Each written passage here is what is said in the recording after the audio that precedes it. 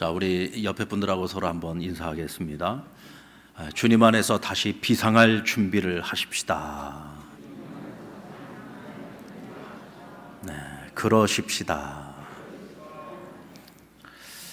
같은 역사라도 세상이 보는 역사의식과 성경이 바라보는 역사의식은 관점에 있어서 큰 차이를 가지고 있습니다. 세상은 역사를 평가할 때 사람을 중심으로 해서 평가를 합니다. 그러나 성경은 하나님의 관점에서 역사를 평가하고 있습니다. 사도행전 13장에 보면 바울이 1차 선교 여행 시에 비시디아 안디옥이라고 하는 도시를 방문하게 됩니다. 이곳에 유대인 회당을 찾아가서 복음을 전하는데, 이 복음을 전하면서 먼저 서론 부분에서 이스라엘의 역사를 개관을 합니다. 그들의 처음 조상이었던 아브라함으로부터 시작을 해서, 그리고 다윗의 후손으로부터는 메시아이신 예수 그리스도까지 그 역사적인 기간을 따져보면 약 2000년 가까운 시간이 됩니다. 근데 그 2000년에 가까운 그 역사를 단 7구절 안에 다 담아냈어요. 자, 우리 다 같이 사도행전 13장 17절로 23절까지의 말씀을 우리 같이 한번 읽어보도록 하겠습니다. 이때 읽을 때 여러분들은 이 말씀 속에 이스라엘의 역사가 어떻게 담겨 있는지를, 그리고 그 모든 여기 본문에 나오는 동사의 주어가 무엇인지를 여러분들 한번 생각하시면서 같이 읽었으면 좋겠습니다. 이 이스라엘, 시작. 이 이스라엘 백성의 하나님이 우리 조상들을 택하시고 애굽 땅에서 나그네 된 그 백성을 높여 큰 권능으로 인도하여 내사 광야에서 약 40년간 그들의 소행을 참으시고 가나안 땅 7 족속을 멸하사 그 땅을 기업으로 주시기까지 약 450년간이라. 그 후에 선지자 사무엘 때까지 사사를 주셨더니 그 후에 그들이 왕을 구하거늘 하나님이 베냐민 지파 사람 기스의 아들 사울을 40년간 주셨다가 패하시고 다윗을 왕으로 세우시고 증언하여 이르시되 내가 이새의 아들 다윗을 만나니 내 마음에 맞는 사람이라 내 뜻을 다 이루리라 하시더니 하나님의 약속하신 대로 이 사람의 후손에서 이스라엘을 위하여 구주를 세우셨으니 곧 예수라. 아멘. 우리들의 조상을 택하시사, 그리고 하나님께서 인류의 구원자이신 예수 그리스도를 다윗의 후손으로부터 나오게 하시기까지 2000년의 역사입니다. 근데 그것을 단 7구절 안에 오늘 바울은 다 담아냈어요. 족장시대부터 출애굽, 가나안 정복시대, 사사시대, 왕국시대, 예수 그리스도까지. 어떻게 이것이 가능할까요? 오늘 바울의 역사적 관점을 보면 역사의 중심은 사람이 아닙니다. 역사의 중심은 언제나 하나님이십니다. 아멘입니까? 그래서 모든 동사의 주어가 하나님이세요. 철저하게 하나님의 주권적 관점에서 역사를 보고 있는 것이죠. 사람 중심의 역사관은 여러분 굉장히 복잡합니다. 왜냐하면 사람들이 주인공이기 때문에 그렇습니다. 다양한 사람들이 역사의 주인공들로 나타나가지고 세상을 움직이고 또 세상을 변화시켰습니다. 그러니까 사람 중심의 역사관은 복잡할 수밖에 없습니다. 그런데 하나님 중심의 역사관을 보면 굉장히 심플합니다. 아주 단순하죠. 왜 그럴까요? 이 세상의 역사를 주관하시는 분이 하나님 한 분이시란 말이죠. 이 하나님께서 하나의 목적을 향해서 역사를 주관해 나가고 계시기 때문에 그렇습니다. 그러니까 그 역사가 하나님 중심으로 볼 때는 굉장히 단순할 수밖에 없는 것입니다. 우리는 이것을 구속사적 관점이라고 말을 합니다. 이 구속사적 관점이라고 하는 것은 죄로 말미암아 하나님의 심판을 받을 수밖에 없는 인류를 죄로부터 구원하시기 위한 하나님의 크신 역사적 계획입니다. 그래서 이것을 우리는 구속사적 관점이라고 이야기를 하는 것이고, 오늘도 이 구원의 역사는 지금도 현재 진행형입니다. 그러므로 그리스도 안에서 살아가고 있는 사람들은 모든 역사를 볼 때에 이 역사를 사람 중심으로 보면 안 돼요. 우리는 언제나 하나님 중심으로 이 역사를 관찰할 수 있어야 합니다. 그래야만 오늘 이 시대, 지금 우리 안에서 일어나고 있는 이 역사 속에서 일어나고 있는 이 모든 일들을 하나님 중심의 시선으로 관찰할 수가 있어요. 대체 지금 이런 일들이 왜 일어나고 있는지, 왜 이런 상황들이 벌어지고 있는지. 분명 역사를 하나님이 주관하고 계시는데, 그리고 하나님께서는 인류를 구원하시는 구속사적인 관점에서 역사를 지금 주관하고 계시는데 왜 이런 일들이 일어날까? 그래서 오늘 이 시대의 역사 속에서 오늘을 우리는 바로 판단할 수 있는 것입니다. 뿐만 아니라 오늘 저와 여러분이 하나님의 그 구속사의 결과물이에요. 우리가 믿음으로 말미암아 하나님이 인류를 구원하시는데 저와 여러분이 그 믿음으로 구원을 얻어서 또 세상을 하나님의 나라로, 그리고 예수 그리스도를 믿고 구원에 이르는 사람들이 더 많아질 수 있도록 이 구원의 역사의 주역으로 오늘 저와 여러분이 쓰임을 받고 있는 겁니다. 그래서 우리는 언제나 하나님 중심의 역사관을 가지고 구속사적인 관점에서 이 역사를 살펴봐야 합니다. 그리고 오늘 우리는 무엇을 해야 하는지, 오늘 이 역사 속에서 우리의 사명이 무엇인지를 끊임없이 물어봐야 되는 거죠.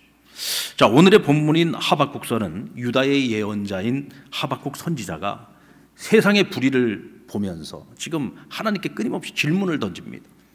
하나님, 세상이 너무 불의합니다. 세상에 악한 자들이 너무 판을 치고 있습니다. 세상에는 강포한 자들이 너무 많습니다. 그들로 인해서 힘없고 연약한 백성들이 너무너무 고통을 받고 있습니다. 근데 하나님, 당신은 정의로우신 분 아닙니까? 공의로우신 하나님 아닙니까? 왜 그들을 그냥 보고만 계시는 겁니까? 왜 그들을 벌하지 않는 겁니까? 하고 오늘 하박국 선지자가 하나님께 묻는 거예요. 그래서 하나님이 응답을 해주십니다. 그래서 그 하나님과의 이 대화의 내용을 이 하박국서 전체는 이루고 있어요. 자, 하박국의 질문은 크게 두 가지입니다. 첫 번째 의문은 뭐냐? 유다 왕국, 그러니까 지금 이 하박국 선지자가 살고 있는 이 유다 왕국 내에 강포한 자들이 많다는 거예요.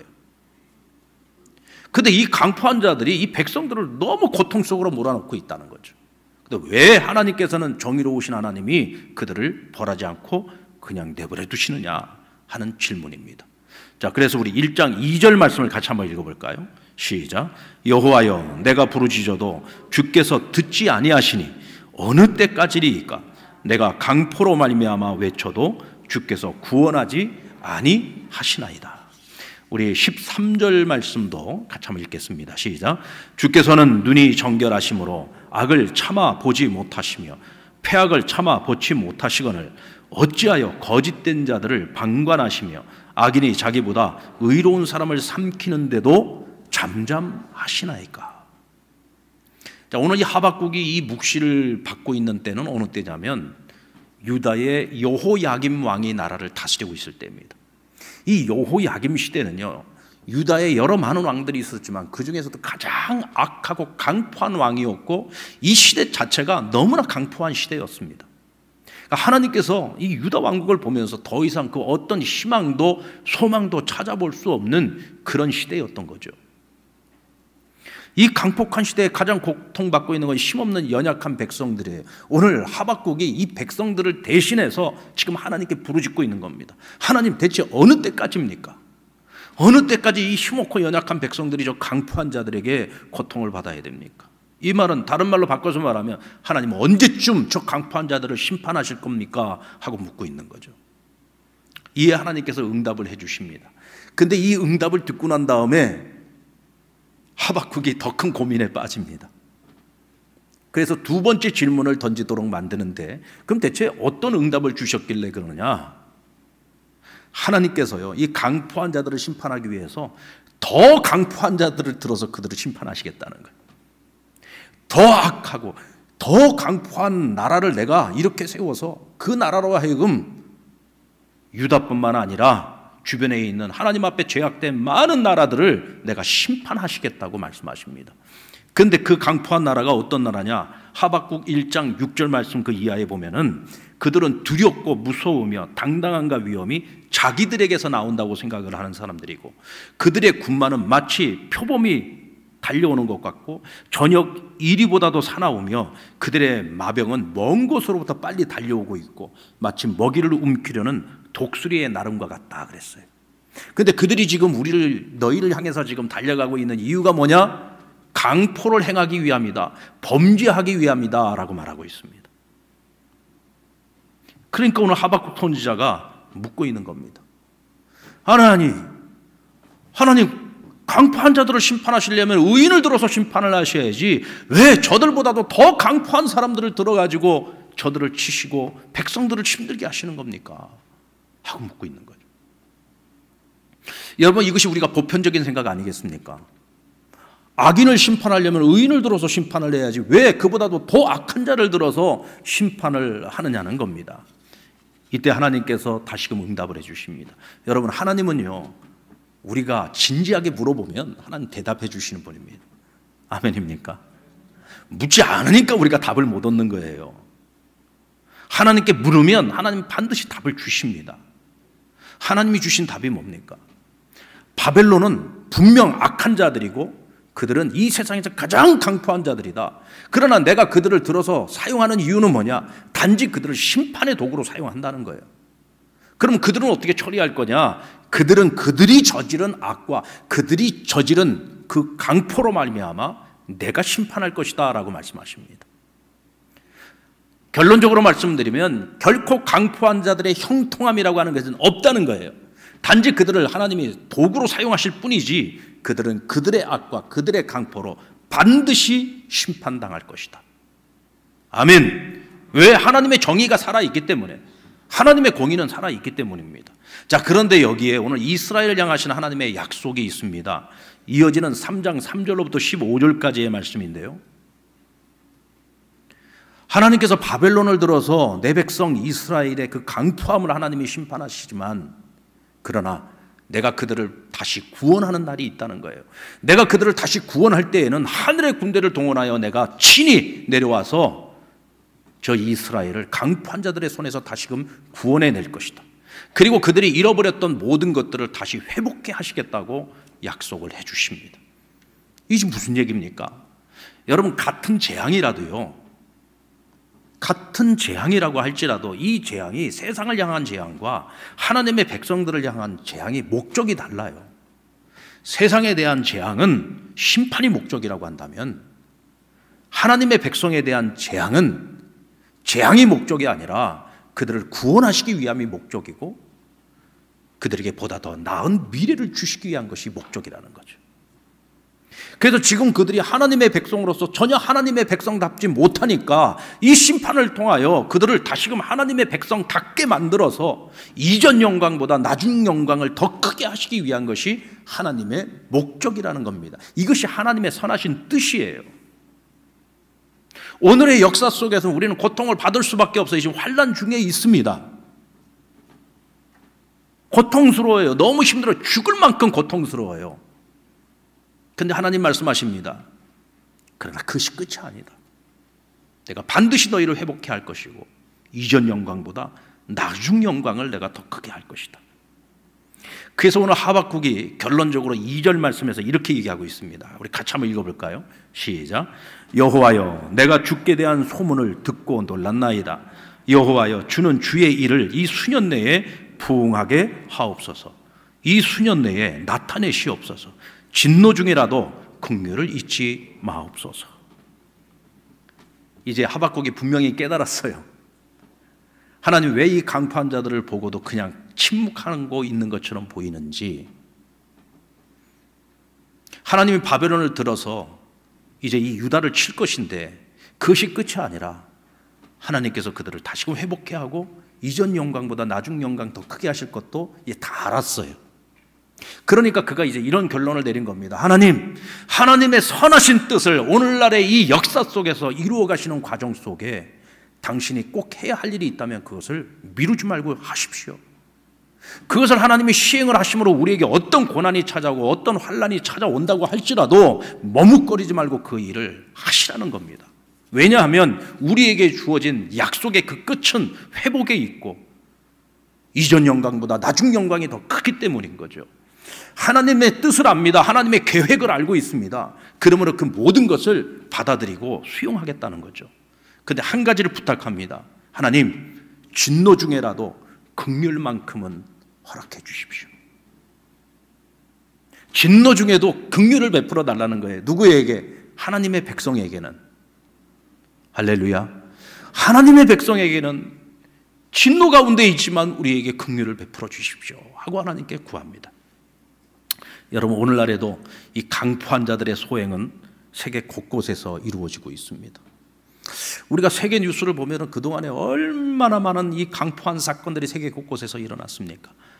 이 평화의 시대에도 전쟁은 그치지 않고 있고 테러는 그치지 않고 무지한 사람들이, 아무 죄도 없는 사람이 그 테러범들에 의해서 죽고 모든 걸 잃어버리고 상처받고 아프고 이런 고통이 그치질 않았잖아요. 세계 곳곳에 강포한 자들이 너무나 많은 연약한 자들을 힘들게 하고 고통으로 밀어넣지 않았습니까? 인간의 탐욕에 하나님이 지으신 이 아름다운 피조 세계를 다 망가뜨리고 있었잖아요. 그런데 여러분, 한 몇 개월 동안 이 강포한 자들이 멈췄어요. 세계 곳곳에서 일어나고 있던 전쟁이 멈췄고 테러가 멈췄고, 그리고 인간이 파괴하던 자연 파괴 현상이 잠시 멈추고 오히려 그 자연이 회복되고 있는 가운데 있습니다. 여러분, 이 세상의 강포한 자들의 그 손길을 누가 멈추게 만들었습니까? 바로 그 강포한 사람들보다도 더 강포한 자를 들어가지고 치신 거죠. 바로 코로나 바이러스입니다. 이놈의 코로나 바이러스는 상대를 가리지 않습니다. 지역을 가리지 않습니다. 사람이 있는 곳이면 어디든지 들어가서 사람 속에 들어가가지고 우리 몸속에 있는 건강한 세포를 다 죽여버립니다. 자기 영역을 확장시켜 나갑니다. 그냥 잡식이에요, 잡식. 가리지 않고 다 집어삼키는 거죠. 세상에 그 어떤 놈보다도 강포한 놈 아닙니까? 온 세상을 지금 흔들고 있잖아요. 온 세상을 지금 사망의 권세 아래 지금 우리로 하여금 절규하게 만들고 있지 않습니까? 강력한 심판의 도구죠. 하지만 여러분, 제 아무리 강포한 바이러스라고 할지라도 결국은 하나님께서 그가 저지른 그 강포함으로 말미암아 하나님이 심판하실 줄로 믿습니다. 그럼 하나님이 어떻게 바이러스를 심판하실까요? 백신이 나오면 됩니다. 백신이 나오면 되죠. 백신 앞에서는 아무리 이 강포한 바이러스라고 할지라도 힘을 잃습니다. 사람에게 위협이 되지 못하죠. 그러면 끝나는 겁니다. 마치 바벨론을 하나님께서 심판의 도구로 사용하셨지만 그의 강포함으로 말미암아 바벨론을 심판하신 것처럼 오늘 이 바이러스도 오늘 인류를 이렇게 고통으로 몰아넣고 있지만, 우리의 모든 일상을 빼앗아갔지만, 그러나 하나님께서 그 강포함에 대하여 반드시 심판하실 것입니다. 하나님이 이스라엘을 심판하실 때에 그 목적이 그들에게 소망을 주시는 것이었다면, 오늘 우리에게도 이 재앙의 목적은 재앙이 아니라 분명 오늘 인류가 하나님 앞에서 바른 길을 걸어가도록, 더 나은 미래를 만들어가도록 하나님 우리를 한번 흔드시는 사건이요, 우리에게 소망을 주시는 사건이라고 저는 분명히 믿습니다. 특별히 그리스도 안에 하나님의 구속사의 중심에 있는 우리 믿는 자들은 하나님의 역사관으로 세상을 보면서 하나님의 그 마음과 뜻을 알 수 있어야 돼요. 절망이 아닙니다. 희망을 지금은 우리가 가지고서 미래를 준비해야 된다는 것입니다. 하박국 선지자는 역사를 주관하시는 이 하나님의 선하심을 믿습니다. 그러므로 그 어떤 환난 속에서도 내가 여호와로 인하여 즐거워하고 하나님 내게 주신 나의 구원으로 말미암아 내가 기뻐하겠다고 결단합니다. 여러분, 재앙을 당하더라도 알고 당하는 것과 모르고 당하는 것, 어느 것이 더 고통스러울까요? 자, 앞으로 밀려올 대환란이 지금 우리 앞에 오고 있어요. 이 환란을 알고 당하는 게 어려워요, 모르고 당하는 게 어려워요? 여러분, 사실 알고 당하는 게 훨씬 더 어려운 일입니다. 하나님께서 말씀해 주셨잖아요. 세상에서 가장 강력한 군대, 가장 강하고 가장 강포한 군대를 들어서 하나님이 철저하게 짓밟을 것에 대해서 말씀해 주셨어요. 그래서 16절 말씀에 보면은 하박국 선지자가 그때의 일들을 생각하고 기다리면서 그 고통을 이렇게 표현합니다. 우리 같이 한번 읽어볼까요? 시작. 내가 들었으므로 내 창자가 흔들렸고 그 목소리로 말미암아 내 입술이 떨렸도다. 무리가 우리를 치러 올라오는 환난 날을 내가 기다림으로 썩이는 것이 내 뼈에 들어왔으며 내 몸은 내 초소에서 떨리는도다.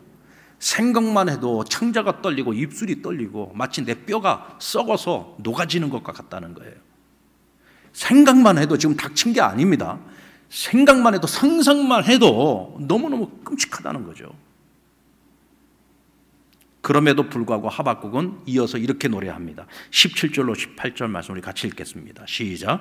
비록 무화과 나무가 무성하지 못하며 포도나무에 열매가 없으며 감람나무에 소출이 없으며 밭에 먹을 것이 없으며 우리의 양이 없으며 외양간에 소가 없을지라도 나는 여호와로 말미암아 즐거워하며 나의 구원의 하나님으로 말미암아 기뻐하리로다. 할렐루야. 모든 걸 다 잃어버려도, 아무것도 없어도 나는 오직 여호와로 인하여 즐거워하고 나의 구원으로 말미암아 기뻐하리로다. 여러분, 우리가 한번 욥의 심정으로 돌아가 볼까요? 욥은 하루아침에 모든 거 다 잃었잖아요. 그가 그까지 하나님을 얼마만큼 신뢰하는지 사단과의 그 시험 속에서 하나님 허락을 하셨어요. 모든 거 다 잃었습니다. 그러나 욥은 끝까지 믿음을 지켜냈습니다. 믿음의 승리를 거뒀어요. 이때 하나님께서 어떻게 하셨습니까? 그가 잃어버린 모든 것을 전부 회복시켜 주셨어요. 그는 모든 걸 다 잃어버렸을 때에도 하나님 포기하지 않았어요. 여호와로 인하여 기뻐하고 나의 구원으로 말미암아, 하나님 분명히 나를 구원하실 거라고 하는 그 믿음 안에서 그는 기뻐할 수 있었습니다. 그 욥의 믿음을 보시고 끝까지 하나님을 믿고 끝까지 하나님을 원망하지 않고 하나님을 버리지 않았던 그 욥을 하나님이 회복시키는데, 회복으로 끝나는 것이 아니라 이전 영광보다 나중 영광을 더 크게 만드신 것을 우리는 욥기서를 통해서 알고 있죠. 오늘 하박국의 심정이 같은 심정입니다. 어떤 경우에도 아무것도 없이 모든 걸 다 잃었다고 할지라도 나는 여호와로 인하여 기뻐하겠습니다. 그분이 나의 구원자가 되시고 내가 모든 것을 잃어버린 이 상황 속에서 나를 다시금 일으키실 수 있는 분은 오직 하나님 한 분이시기에 나는 그 하나님을 놓지 않고 살 것입니다 라고 오늘 노래하고 고백하는 거죠. 하나님의 선한 뜻, 하나님의 선한 계획을 알고 있기 때문입니다. 여러분, 오늘 우리가 바이러스의 재앙으로 인해 전에 겪어보지 못했던 두려움과 낙심을 지금 우리가 경험하고 있어요. 이로 인해서 생명의 위협을 당하기도 하고 사망의 고통을 겪기도 합니다. 일상의 삶에서 우리가 너무나 당연하게 누려왔던 너무나 많은 것들을 잃어버리고 살아가고 있죠. 교회도 역시 마찬가지입니다. 교회도 전혀 가보지 않았던 너무나도 뜻밖의 고통을 지금 우리가 겪고 있습니다. 그럼에도 불구하고 그리스도 안에서 살아가고 있는 저와 여러분은 주님으로 말미암아 즐거워하고 우리의 구원으로 말미암는 이 기쁨을 절대로 잃어버리지 말아야 합니다. 만약에 이 재난 속에서 여러분들이 믿음을 잃어버렸다, 하나님을 떠나고 낙심과 절망의 늪에서 빠져나오지 못한다, 이게 세상에서 가장 어리석고 미련한 짓을 하는 것입니다. 어떤 경우에도 여러분들 주님 안에서 누리는 기쁨을 잃지 마십시오. 주님 안에서 누리는 이 구원의 기쁨을 절대로 잃지 마십시오.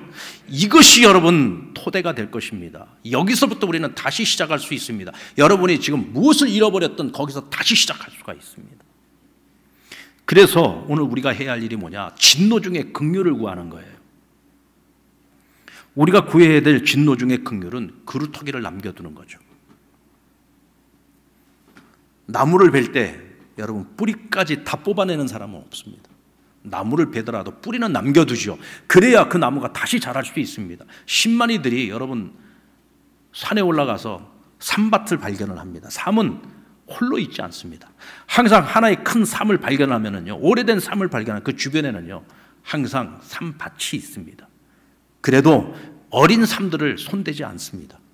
왜냐하면 어린 이 삼들을 남겨둬야 미래가 있기 때문에 그런 거죠. 그루터기는 남겨두는 겁니다. 그래야 회복의 가능성을 나중에 찾을 수가 있는 거잖아요. 하나님께서 이스라엘을 심판하십니다. 그러나 하나님 다시 회복을 약속해 주셨잖아요. 그들을 다시금 회복하려면 뭐가 남아있어야 돼요? 그루터기가 남아있어야 돼요. 오늘 그 그루터기가 뭐냐? 진노 중에 하나님께서 베푸실 긍휼이라는 겁니다. 유다가 바벨론에 의해서 멸망을 당한 게 여러분 한 번에 망한 게 아닙니다. 바벨론의 군대가요 3차례에 걸쳐서 이 예루살렘을 공략을 했어요. 그리고 그때마다 예루살렘을 항복을 합니다. 그리고 마지막 3번째는 멸망에 이르게 되죠. 그리고 그때마다 바벨론의 왕은 유다 왕국에서도 가장 뛰어나고 가장 우수하고 가장 훌륭한 사람들을 포로로 끌고 갔어요.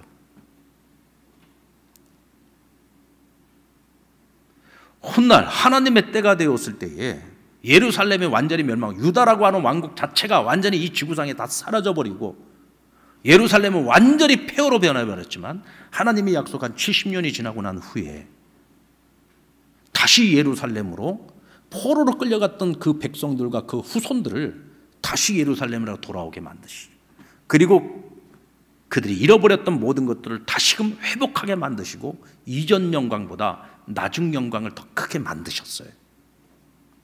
하나님께서 이 선지자의 기도를 들으신 거죠. 그루터기를 남기신 겁니다. 그 남은 자들을 통해서 하나님께서 희망의 불씨를 살린 거예요. 아멘입니까? 여러분들 이번 이 코로나 재난으로 인해서 무엇을 잃어버리셨습니까? 아마 각자가 잃어버린 것들이 다 있을 거예요. 무엇을 잃어버렸는지 저는 알지 못합니다. 그러나 여러분들이 무엇을 잃어버렸든 그것을 다시 회복하고 이전 영광보다 나중 영광이 더하기 위해서는 반드시 하나님께서 여러분들에게 남겨두시는 그루터기가 있어야 돼요. 그런데 오늘 우리 믿는 자들에게 있어서 절대로 잃어버려서는 안 되는 이 남은 그루터기가 뭐냐? 바로 믿음입니다. 그 믿음이 어떤 믿음입니까? 역사를 주관하시는 하나님에 대한 믿음이 있어야 돼요. 전능하신 하나님에 대한 믿음이 있어야 됩니다.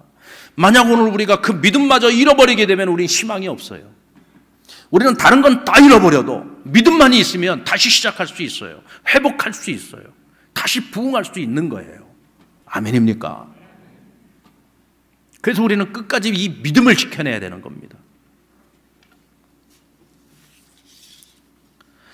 하나님께서 이스라엘 백성들에게 회복을 약속할 때는 여러분 회복으로 끝나지 않습니다. 회복을 넘어서 하나님은 영광을 주십니다. 그래서 오늘 저와 여러분도 회복을 넘어 다시 비상할 준비를 해야 된다는 거예요. 하나님께서 이스라엘을 회복해 하시고 난 후에 다윗과 같은 왕을 너희 위에 세운다고 했습니다. 그리고 세상의 모든 나라가 이 다윗과 같은 이 왕 앞에서 무릎을 꿇게 될 것이고 엎드리게 될 것이고 그의 영광은 영원할 것이라고 했어요. 이 다윗과 같은 왕이 누굽니까? 훗날 하나님께서 메시아신 예수 그리스도를 통해서 인류를 대속하기 위한 십자가를 짊어지게 하시고 부활케 하시고 온 세상의 왕이 되도록 만드셨잖아요. 예수 그리스도 안에서 이 하나님의 약속이 성취된 겁니다. 여러분, 하나님은 자기 백성들을 회복시키는 것에서 끝나지 않아요. 거기서 한 걸음 더 나아가 나중 영광을 더 크게 만드시는 분이에요. 지난 화요일 동아일보 기사에 코로나19로 인해서 요즘 여행 수요가 지금 굉장히 급감했어요. 그래서 하늘을 날아야 하는 비행기들이요, 지금 하늘을 나는 게 아니라 기고지에, 그러니까 비행기들이 이제 머무는 곳입니다. 이 기고지에 지금 비행기들이 전부 지금 머물러 있는 거예요. 비행기들이 지금 날지를 못하고 있어요. 그러다 보니까 지금 시간이 몇 개월이 지났지 않았습니까? 정비사들이 가서 보니까 깜짝 놀랐어요. 세상에 이런 일이 일어났어요. 비행기의 엔진룸에 새들이 날라와가지고 거기다가 둥어리를 다 틀어버린 거예요.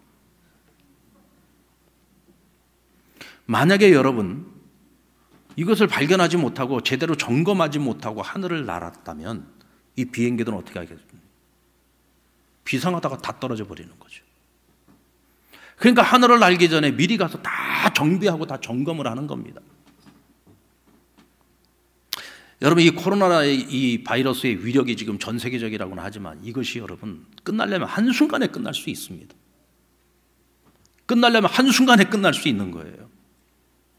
이것이 끝나고 나면 여러분 변화된 새로운 세상이 우리 앞에 갑자기 확 다가옵니다. 문득 다가오는 거예요.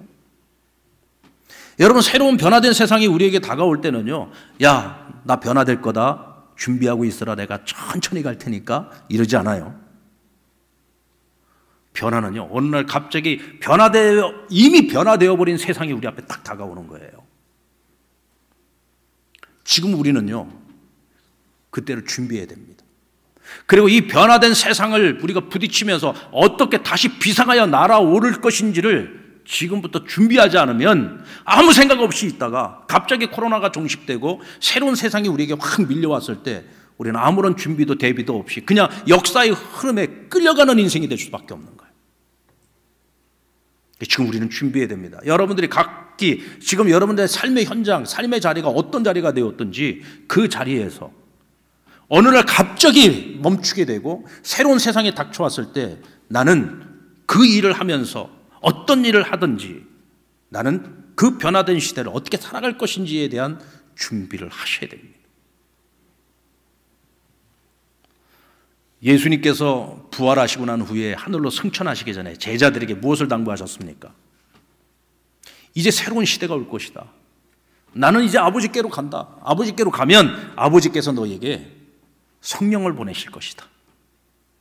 그러니까 너희는 성령을 맞이할 준비를 하라고 말씀하십니다. 새로운 시대죠. 성령 시대가 오는 겁니다. 이제 교회 시대가 오는 거예요. 왜? 예수님께서 이 땅에 이제 더 이상 머무실 수가 없으니까. 예수님은 하나님의 우편 보좌에서 우리를 위하여 친히 간구하시지만 이 땅 가운데서 성도들을 도우시고 믿음의 역사를 통해서 하나님 몸된 교회를 세워나가는 일은 성령님이 하시는 거죠. 그러니까 성령이 오실 그날을 기다리고 준비하라는 겁니다. 그래서 예루살렘을 떠나지 말라고 했죠. 너희가 성령이 임하여 성령의 권능을 받게 되면 너희가 예루살렘과 온 유대와 사마리아와 땅끝까지 이르러 내 증인이 될 것이다. 그리스도의 복음이 온 세상을 정복하게 되는 그날이 오게 될 것이라는 거죠. 그날을 준비하게 하신 겁니다. 그날을 준비했던 제자들이 오순절 성령 강림 사건 날 여러분 성령의 그 강력한 역사에 붙들림을 받아서 그들이 방언으로 복음을 전하기 시작하고 각기 난 곳에서 와 있던 수많은 사람들이 자신들이 온 곳 그곳의 말로 복음을 듣게 된 거예요. 그리고 그들이 다시 돌아가서 그리스도의 복음은 어느 날 갑자기 전 세계로 퍼져나간 겁니다, 여러분.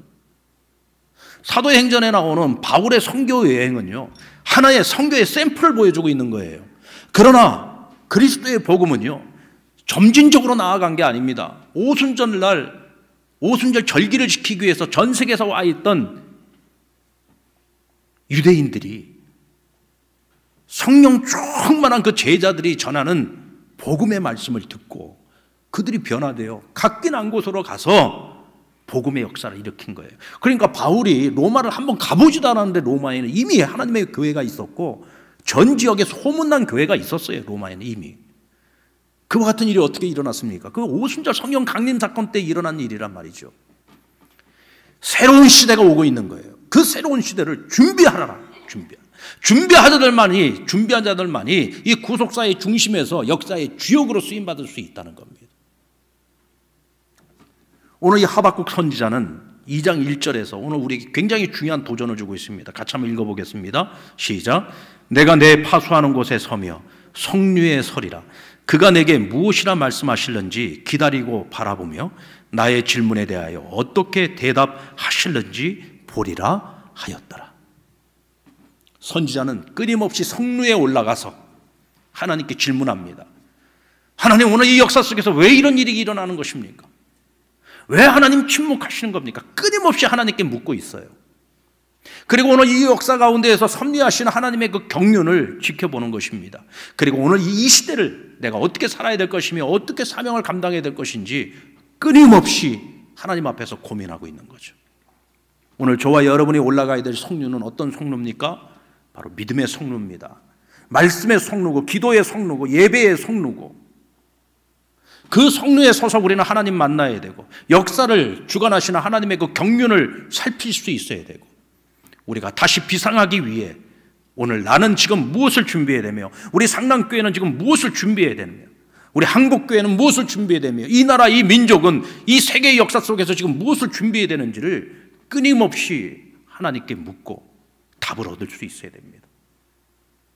그래야 우리는 역사에 끌려가는 나라, 끌려가는 백성이 아니라 역사의 주역으로 살아가는 그런 나라, 그런 백성이 될 수 있고 이 땅에 그런 그리스도인들이 될 수 있는 것입니다. 여러분, 저와 여러분이 깨어있는 그리스도인이 되기를 원합니다.